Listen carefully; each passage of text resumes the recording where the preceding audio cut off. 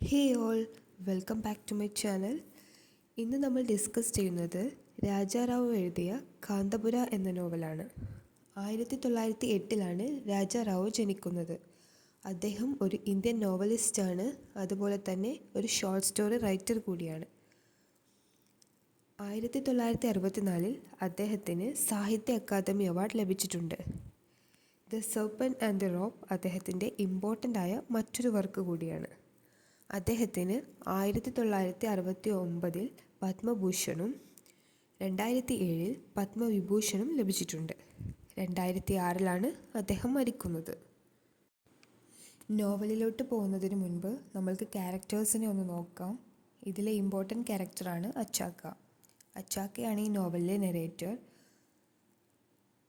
അവർ കാന്തപുര എന്ന ഗ്രാമത്തിലെ പ്രായം ചെന്നൊരു ബ്രാഹ്മൺ ലേഡിയാണ്. അതുകൊണ്ട് തന്നെ അവർക്ക് ആ ഗ്രാമത്തിലെ ഓരോ വ്യക്തികളെക്കുറിച്ചും നല്ല രീതിയിൽ അറിവുണ്ടായിരുന്നു. ഈ നോവലിലെ സെൻട്രൽ ക്യാരക്ടറാണ് മൂർത്തി കാന്തപുര വില്ലേജിലെ ഗാന്ധിയൻ റെസിസ്റ്റൻറ്റ് മൂവ്മെൻറ്റിലെ ലീഡറാണ്. അതുപോലെ തന്നെ ഹയറാർക്കിയൽ കാസ്റ്റ് സിസ്റ്റത്തെ റിജക്റ്റ് ചെയ്തൊരു വ്യക്തി കൂടിയാണ് മൂർത്തി. മറ്റൊരു ക്യാരക്ടറാണ് രംഗമ്മ കാന്തപുര വില്ലേജിലെ ഒരു വിഡോവാണ്. അതുപോലെ തന്നെ കാന്തപുര വില്ലേജിലെ ഗാന്ധിയൻ മൂവ്മെൻറ്റിലെ സെക്കൻഡറി ലീഡർ കൂടിയാണ്. മറ്റൊരു ക്യാരക്ടറാണ് രത്ന ഒരു യങ് ഗേളാണ്. അവളുടെ ഹസ്ബൻഡ് അവരുടെ കല്യാണം കഴിഞ്ഞ് കുറച്ച് കഴിഞ്ഞപ്പോൾ തന്നെ മരണപ്പെട്ടു പോയി. അവരെ വിവാഹം കഴിക്കുമ്പോൾ അവരുടെ പ്രായം 10 വയസ്സായിരുന്നു.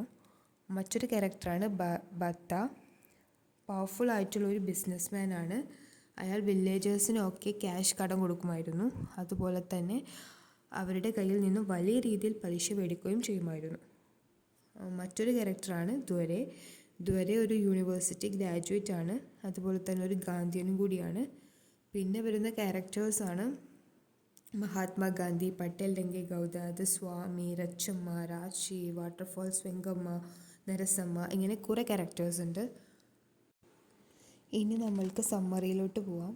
കാന്തപുര എന്ന ഈ നോവൽ കാന്തപുര എന്ന് പറയുന്ന ഒരു ചെറിയ വില്ലേജിൽ ഗാന്ധിയൻ നാഷണലിസ്റ്റ് മൂവ്മെൻറ്റിൻ്റെ ഉയർച്ചയെക്കുറിച്ചിട്ട് പറയുന്നുണ്ട്. ഞാൻ മുമ്പ് പറഞ്ഞതുപോലെ തന്നെ ഇതിൻ്റെ നെറേറ്റർ അച്ചാക്ക എന്ന് പറയുന്ന ഒരു മുതിർന്ന ബ്രാഹ്മൺ ലേഡിയാണ്. അതുകൊണ്ട് തന്നെ അവർക്ക് ഈ ഗ്രാമത്തിലെ ഓരോ വ്യക്തിയെക്കുറിച്ചും നല്ല രീതിയിൽ അറിവുണ്ട്. അവർ ഈ കഥ പറയുന്നത് ഒരു സ്ഥലപുരാണം പറയുന്ന ഒരു സ്റ്റൈലിലാണ് അവർ ഈ കഥ പറയുന്നത്. ഒരു വില്ലേജിലെ ദൈത്യ ഗോഡസ്റ്റ് ആയിട്ടുള്ള കെഞ്ചമ്മനെ കുറിച്ചിട്ട് അച്ചാക്ക പറയുന്നുണ്ട്. കുറേ വർഷങ്ങൾക്ക് മുൻപ് കെഞ്ചമ്മ ഹില്ലിൽ വെച്ച് കാന്തപുര വില്ലേജിൻ്റെ കുറച്ച് മുകളിലോട്ടുള്ള കെഞ്ചമ്മ ഹില്ലിൽ വെച്ച് ഗോഡസ് കെഞ്ചമ്മ എന്ത് ചെയ്തു, ഒരു രാക്ഷസനായിട്ട് ഫൈറ്റ് ചെയ്ത് ആ ഗ്രാമത്തെ സംരക്ഷിച്ചു എന്ന് പറയുന്നു. അത് ഇപ്പോഴും തുടർന്നു കൊണ്ടിരിക്കുന്നു. ഇയേഴ്സായിട്ട് അവരെ സംരക്ഷിക്കുന്നത് ഈ ഗോഡസ് ആണെന്നാണ് പറയുന്നത്. ഇവരെയാണ് ഈ ഗ്രാമത്തിൻ്റെ ഒരു രക്ഷാധികാരിയായിട്ടൊക്കെ കണക്കാക്കുന്നത്. ഒരു വെൽത്തി ഓർഫണായിട്ടുള്ള ദ്വരയടക്കം അച്ചാക്ക എന്ത് ചെയ്യുന്നുണ്ട്, പരിചയപ്പെടുത്തുന്നുണ്ട്. ഒരു വലിയ തോതിൽ കാർഷിക മേഖലയിലേക്ക് കടന്നു വന്ന കുശവന്മാരെയും അതുപോലെ തന്നെ നെയ്ത്തുകാരെയും പിന്നീട് പട്ടണത്തിൻ്റെ അറ്റത്ത് ഓരോ കുടിലുകളിൽ താമസിക്കുന്ന പര്യാസിനെയും അച്ചാക്ക പരിചയപ്പെടുത്തുന്നുണ്ട്. മൂർത്തി എന്ന് പറയുന്നത് ഇതിലെ സെൻട്രൽ ക്യാരക്ടറാണ്. അദ്ദേഹം ഒരു എഡ്യൂക്കേറ്റഡ് മാനാണ്, യങ് ആണ്, അതുപോലെ തന്നെ ബ്രാഹ്മൺ കാസ്റ്റിലുള്ളൊരു വ്യക്തി കൂടിയാണ്. അദ്ദേഹം കാന്തപുര വില്ലേജിലെ ഒരു അംഗമാണ്. പക്ഷെ അദ്ദേഹം തൻ്റെ സ്റ്റഡീസിന് വേണ്ടിയിട്ട് സിറ്റിയിലേക്ക് പോവുകയാണ്. അങ്ങനെ അവിടെ ജീവിച്ചു കൊണ്ടിരിക്കുന്ന സമയത്ത് അവിടെ അദ്ദേഹം ഗാന്ധിയുടെ ഫോളോവേഴ്സ് ആവുകയാണ്. അതുപോലെ തന്നെ കാസ്റ്റ് സിസ്റ്റത്തിനെതിരായിട്ടുള്ളൊരു ആക്ടിവിസ്റ്റ് കൂടിയാവുകയാണ്. അതുപോലെ തന്നെ ബ്രിട്ടീഷ് കൊളോണിയൽ റൂൾസിനെതിരെയും സോഷ്യൽ ഇനീക്വാലിറ്റിക്കെതിരെയും അദ്ദേഹം പ്രവർത്തിക്കുന്നു. സാധാരണയായി അവിടെ ബ്രാഹ്മിൻസിന് എന്ത് പറ്റില്ല, താഴ്ന്ന ജാതിക്കാരോട് സംസാരിക്കാനോ അവരുമായി അടുത്തിടപഴകാനോ ഒന്നും പാടില്ല. ഗാന്ധിയനായതിനു ശേഷം മൂർത്തി എന്ത് ചെയ്യാണ്, അവരുടെ കാര്യങ്ങൾ അന്വേഷിക്കുകയും അവർക്ക് വേണ്ടി പ്രവർത്തിക്കുകയും ഒക്കെ ചെയ്തത് കൊണ്ട് തന്നെ ബ്രാഹ്മിൻസിലെ മുതിർന്ന ആളുകൾ എന്തു ചെയ്യുന്നു, ഇദ്ദേഹത്തെ ഭ്രഷ്ട് കൽപ്പിക്കുന്നു. അവരുടെ ബ്രാഹ്മിൺ കാസ്റ്റിൽ നിന്നും ഭ്രഷ്ട് കൽപ്പിക്കും. അതിനുശേഷം മൂർത്തിയുടെ അമ്മ മരിച്ചു പോകുന്നുണ്ട്. അവർക്ക് ഒരുപാട് വിഷമമായിരുന്നു ഈ കാര്യങ്ങളൊക്കെ ഓർത്തിട്ട്. അവിടുത്തെ വെൽത്തി ആയിട്ടുള്ള രംഗമ്മ എന്തു ചെയ്യും, മൂർത്തിയുടെ ഗ്രൂപ്പിൽ ജോയിൻ ചെയ്യുകയും പിന്നീട് അവരുടെ സെക്കൻഡ് ഇൻ കമാൻഡായി മാറുകയും ചെയ്യും. അവിടെയുള്ള ഒരു ലോക്കൽ കോഫി എസ്റ്റേറ്റിൽ ജോലി ചെയ്യുന്ന ലോവർ കാസ്റ്റ് ആയിട്ടുള്ള ഗ്രാമീണർക്ക് വേണ്ടി മൂർത്തി ഒരു റാലി നടത്താണ്. അതിൽ ഗാന്ധിയുടെ ടീച്ചിങ്സ് ആണ് അവിടെ പ്രചരിപ്പിക്കുന്നത്. പക്ഷേ മൂർത്തിയെയും ഗ്രാമവാസികളെയും പോലീസുകാർ ആക്രമിക്കുകയാണ്. അങ്ങനെ ഈ ഗ്രാമവാസികളിൽ ഒരുപാട് പേർക്ക് പരിക്കേറ്റു. ഒരുപാട് പേരെ പോലീസ് അറസ്റ്റ് ചെയ്തു. അങ്ങനെ ഈ അറസ്റ്റിനെതിരായിട്ട് ഗ്രാമീണർ വൻതോതിലുള്ള പ്രതിഷേധമൊക്കെ നടത്തുന്നുണ്ട്. ഇത് കൂടുതൽ വഷളായിക്കൊണ്ടിരുന്നു. ഈ അറസ്റ്റ് ചെയ്തവരുടെ കൂട്ടത്തിൽ മൂർത്തിയും ഉണ്ടായിരുന്നു. മൂർത്തിനെയും അറസ്റ്റ് ചെയ്യുന്നുണ്ട്. അങ്ങനെ മൂർത്തി ഇല്ലാത്ത സമയത്ത് രംഗമ്മ എന്ത് ചെയ്യുന്നുണ്ട്, ഈ ഗ്രൂപ്പിൻ്റെ ലീഡർഷിപ്പ് ഏറ്റെടുക്കുന്നുണ്ട്. അതിനുശേഷം ഗ്രാമത്തിലുള്ള ഒരുപാട് സ്ത്രീകൾ അവരുടെ കൂടെ ചേരുന്നുണ്ട്. അതിനുശേഷം 3 മാസത്തിന് ശേഷമാണ് മൂർത്തി ജയിലിൽ നിന്നും മോചിതനാകുന്നത്. ഇതിൻ്റെയൊക്കെ മുൻപ് മൂർത്തി എന്ത് ചെയ്യുന്നുണ്ട്, ആ ഗ്രാമത്തിൽ വെച്ചിട്ട് ഒരു ശിവലിംഗം പകുതി കുഴിച്ചിട്ട രീതിയിലുള്ള ശിവലിംഗം കണ്ടെത്തുന്നുണ്ട്. അങ്ങനെ അത് അവിടെ ഒരു ക്ഷേത്രമൊക്കെ പണിയുന്നുണ്ട്. പിന്നീട് അത് ആ ഗ്രാമത്തിൻ്റെ കേന്ദ്ര ബിന്ദുവായിട്ട് മാറുന്നു. എല്ലാ ചടങ്ങുകളും ഉത്സവങ്ങളും ഒക്കെ ഈ ക്ഷേത്ര പരിസരത്ത് ആഘോഷിക്കാറുമുണ്ട്. ഇവിടെ ബഡേഖാൻ എന്നു പേരുള്ള ഒരു പോലീസ് ഓഫീസറുണ്ട്. അദ്ദേഹം ഒരു നോൺ ഹിന്ദുവാണ്. അദ്ദേഹത്തിന് അവിടുത്തെ കോഫി പ്ലാന്റേഴ്സിൻ്റെ എല്ലാവിധ സപ്പോർട്ടും ഉണ്ടായിരുന്നു. മൂർത്തി തൻ്റെ അമ്മയുടെ മരണശേഷം രംഗമ്മയുടെ കൂടെയാണ് താമസിക്കുന്നത്. ഇതിനൊക്കെ ശേഷം മൂർത്തിയെ ബ്രാഹ്മിൺ ക്ലർക്സ് എന്തു ചെയ്യാണ്, സ്റ്റെഫിങ്സ്റ്റൺ കോഫി എസ്റ്റേറ്റിലേക്ക് കൂലീസിന് കുറച്ച് അവയർനെസ് ക്ലാസ്സൊക്കെ കൊടുക്കാൻ വേണ്ടിയിട്ട് ക്ഷണിക്കുകയാണ്. അപ്പോൾ അവിടെ എത്തിയപ്പോൾ ബഡേഖാൻ എന്ത് ചെയ്യാണ്, മൂർത്തിയെ ഹിറ്റ് ചെയ്യാണ്. അപ്പോൾ അവിടെയുള്ള കൂലീസ് എന്ത് ചെയ്യും, മൂർത്തിയോടൊപ്പം നിൽക്കുകയും അവിടെ ഒരു ക്ലാഷ് ഉണ്ടാവുകയും ഒക്കെ ചെയ്യും. ബഡേഖാനുമായിട്ടുള്ള ഈ ക്ലാഷിൻ്റെ കാരണം കൊണ്ട് രചനയെയും കുടുംബത്തെയും ഈ എസ്റ്റേറ്റിൽ നിന്ന് പുറത്താക്കുന്നുണ്ട്. അതിനുശേഷം മൂർത്തി എന്ത് ചെയ്യുന്നുണ്ട്, 3 ദിവസം നീണ്ടു നിൽക്കുന്ന ഫാസ്റ്റിംഗ് ഒക്കെ നടത്തുന്നുണ്ട്.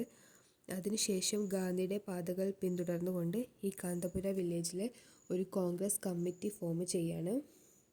അതിന് ഗൗഡ, രംഗമ്മ, രച്ചന്ന, സീനു ഇവരൊക്കെ എന്ത് ചെയ്യാണ്, ഓഫീസ് ബിയറേഴ്സായിട്ട് എലക്ട് ചെയ്യപ്പെടുകയാണ്. ഗാന്ധിയുടെ ടീച്ചിങ്സിനെ സപ്പോർട്ട് ചെയ്യാൻ വേണ്ടിയിട്ട് അവർ സമ്മതിക്കുകയാണ്. ഇതിനു ശേഷമാണ് കോഫി എസ്റ്റേറ്റിൽ ഈ പ്രശ്നം കാരണം ജനങ്ങളെ വയലൻസിന് വേണ്ടിയിട്ട് പ്രൊവോക്ക് ചെയ്തു എന്ന കാരണം ഇദ്ദേഹത്തെ അറസ്റ്റ് ചെയ്യുകയും 3 മാസം അദ്ദേഹം ജയിലിൽ കിടക്കുകയും ചെയ്യുന്നത്. അപ്പോഴാണ് മൂർത്തി ജയിലിലായപ്പോഴാണ് രംഗമ്മയുടെ നേതൃത്വത്തിലുള്ള സ്ത്രീകൾ എന്ത് ചെയ്യാൻ തുടങ്ങിയത്, ലീഡർഷിപ്പ് ഏറ്റെടുത്ത് പ്രവർത്തിക്കാൻ തുടങ്ങിയത്.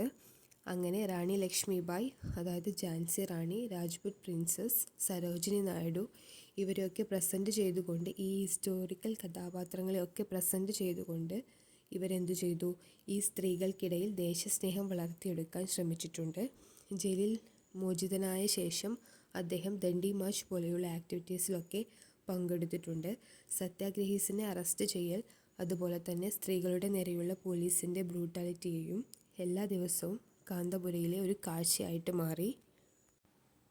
കാന്തപുര വില്ലേജിലുണ്ടായിട്ടുള്ള നിരന്തരമായ പ്രശ്നങ്ങളും ഈ ബ്രിട്ടീഷ് ഗവൺമെൻറ്റിനോട് പൊരുതി ജയിക്കാൻ സാധിക്കാത്തതായിട്ടുള്ള പ്രശ്നങ്ങളുമൊക്കെ വന്നു. അപ്പോൾ കാന്തപുര വില്ലേജേഴ്സ് എന്ത് ചെയ്യാണ്, അവരുടെ ഗ്രാമം വിട്ട് മറ്റു സ്ഥലങ്ങളിലേക്ക് കുടിയേറി പോവുകയാണ് ചെയ്യുന്നത്. ഇപ്പോൾ അവിടെ വേറെ സ്ഥലങ്ങളിൽ നിന്നുള്ള ആളുകൾ കുടിയേറി പാർത്തിട്ടുണ്ട്. ആ ഒരു സമയത്ത് അവർക്ക് വിജയിക്കാൻ സാധിച്ചില്ലെങ്കിലും അവരുടെ പ്രവർത്തികൾ എന്ത് ചെയ്തിട്ടുണ്ട്, ഈ ബ്രിട്ടീഷ് ഗവൺമെൻറ്റിനെ ഒന്ന് ഷേക്ക് ചെയ്യാൻ വേണ്ടി സഹായിച്ചിട്ടുണ്ട്. ജയിലിൽ നിന്നും ഇറങ്ങിയതിനു ശേഷം മൂർത്തി ഈ ഗാന്ധിയൻ ആദർശങ്ങളിൽ നിന്നും മെല്ലെ അകലുകയും നെഹ്റുവിൻ്റെ ആദർശങ്ങളോട് കൂടുതൽ താല്പര്യം കാണിക്കുകയുമൊക്കെ ചെയ്യുന്നുണ്ട്. കമലമ്മയുടെ മകളായിട്ടുള്ള രത്ന, 15 വയസ്സായിട്ടുള്ള രത്നയും ഇതിലെ ഒരു ഇമ്പോർട്ടൻ്റ് ആയിട്ടുള്ള ക്യാരക്ടറാണ്. ഇവർ ഗാന്ധി പറഞ്ഞതുപോലെ ഫോറിൻ ക്ലോത്ത്സൊക്കെ ഒഴിവാക്കിക്കൊണ്ട് ഖാദിയെ പ്രോത്സാഹിപ്പിക്കാനൊക്കെ രത്നയെയും രംഗമ്മയും കൂടിയാണ് ഈ വില്ലേജേഴ്സിനൊക്കെ പറഞ്ഞ് മനസ്സിലാക്കുകയും അവരെ അതിലേക്ക് കൊണ്ടുവരികയുമൊക്കെ ചെയ്തത്. ഈ ഗാന്ധിയൻ പ്രിൻസിപ്പിളിനോടൊക്കെ ഈ ഗ്രാമത്തിലുള്ള കുറേ ആളുകൾ അനുകൂലിച്ചിട്ടുണ്ടായിരുന്നു. പക്ഷേ ചിലരൊന്നും എന്ത് ചെയ്തിട്ടില്ല, അനുകൂലിച്ചിട്ടുണ്ടായിരുന്നില്ല. അവരൊക്കെ പ്രതികൂലിച്ചിട്ട് കൊണ്ടാണ് നിന്നിരുന്നത്. ഇവർ നോൺ വയലൻസിനെ പ്രൊമോട്ട് ചെയ്തുകൊണ്ടാണ് കാര്യങ്ങൾ മുന്നോട്ട് കൊണ്ടുപോയിരുന്നത്. മൂർത്തിയുടെ അമ്മ ഇതൊന്നും ഇഷ്ടപ്പെട്ടിരുന്ന ഒരാളല്ലായിരുന്നു. മൂർത്തിയുടെ അമ്മയായിട്ടുള്ള നരസമ്മയുടെ മരണത്തിന് കാരണം സ്വാമി എന്ന് പറയുന്നൊരു ബ്രാഹ്മണാണ്. അദ്ദേഹം ബ്രാഹ്മണിലെ വലിയൊരു വ്യക്തിയാണ്. അതായത് കാരണവർ എന്നൊക്കെ പറയുന്നത് പോലെ ഉള്ളൊരു വ്യക്തിയാണ്. ഇയാളാണ് മൂർത്തിയെ എന്ത് ചെയ്യുന്നത്, അവരുടെ കാസ്റ്റിൽ നിന്നും ഭ്രഷ്ട് കൽപ്പിക്കുന്നത്.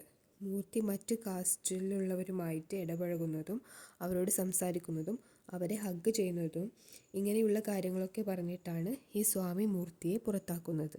അത് കാരണം കൊണ്ടാണ് മൂർത്തിയുടെ മദർ നരസമ്മ മരിക്കുകയും ചെയ്യുന്നത്.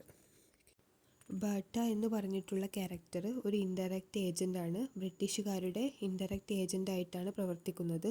അതുപോലെ തന്നെ ബഡേഖാൻ എന്ന് പറഞ്ഞിട്ടുള്ള വ്യക്തിയുണ്ട്. അദ്ദേഹം ഒരു സ്പൈ ആയിട്ടാണ്, ബ്രിട്ടീഷുകാരുടെ ഒരു സ്പൈ ആയിട്ടാണ് പ്രവർത്തിക്കുന്നത്. ഈ കാന്തപുര എന്ന് പറയുന്ന വില്ലേജ് ഇന്ത്യയെ റെപ്രസെൻറ്റ് ചെയ്തുകൊണ്ടാണ് ഓഥർ നമ്മുടെ മുന്നിലേക്ക് പ്രസൻറ്റ് ചെയ്യുന്നത്. ഇന്ത്യയിലെ നടന്നിട്ടുള്ള ഓരോ കാര്യങ്ങളും കാന്തപുര എന്ന വില്ലേജിനെ ആസ്പദമാക്കിയിട്ട് നമുക്ക് കാണിച്ചു തരികയാണ് ചെയ്യുന്നത്.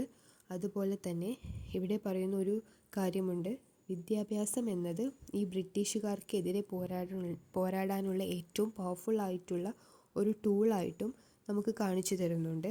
അതുപോലെ തന്നെ കൊളോണിയലിസത്തിൻ്റെ എഫക്ട്സും സ്വാതന്ത്ര്യത്തിന് വേണ്ടിയിട്ടുള്ള പോരാട്ടവും ഒക്കെ നമുക്ക് ഈ നോവലിൽ കാണാം. അപ്പോൾ ഈ നോവലിനെ കുറിച്ച് ഇത്രയേ ഉള്ളൂ. വേറെ ഒരു ചാപ്റ്ററുമായിട്ട് വീണ്ടും കാണാം.